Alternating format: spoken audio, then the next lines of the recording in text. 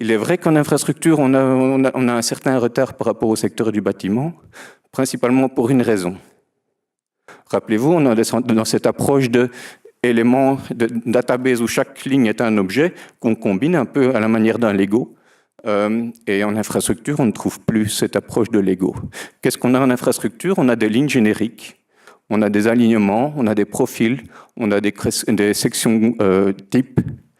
Et tout ça génère notre modèle, mais on n'a pas d'objet. Donc au départ, sur la gauche, vous voyez les lignes génériques. Ça évolue sur des surfaces. Donc on a un objet surface, on est encore loin d'une optique Lego. Et sur la droite, vous avez quelques exemples de solides qui sont produits en infra. Donc au-dessus, vous avez un exemple de réseau d'égouttage. En dessous, un exemple de pont, et en dessous, même du New Jersey sur une autoroute. Mais même dans ce cas-là, le New Jersey, il est continu sur 20 km, et c'est un seul objet, hein, bien entendu, puisqu'il est construit comme ça. Mais donc, on est loin d'une approche où on aligne des éléments qui sortent d'une boîte de Lego pour constituer un projet, comme on le fait avec les portes, les fenêtres, etc., dans un bâtiment. Ceci nous pose des problèmes au niveau conception, au niveau gestion. D'abord au niveau de la standardisation, donc pour le bâtiment, les AIFC sont la standardisation de tous les objets.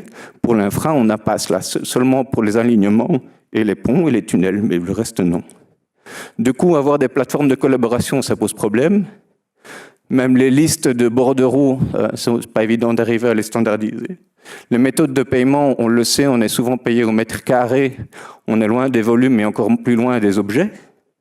Et alors, que fait-on de tous les concessionnaires, de tous les réseaux qui viennent en général en format GIS, voire en OpenCity GML, mais c'est encore loin d'un format BIM.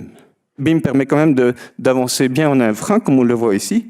Au niveau de la conception, j'ai cité quelques exemples. On peut bien sûr faire du clash detection, on peut aussi faire de la gestion de visibilité sur route, gestion des bassins versants, gestion des volumes, gestion des super elevation et des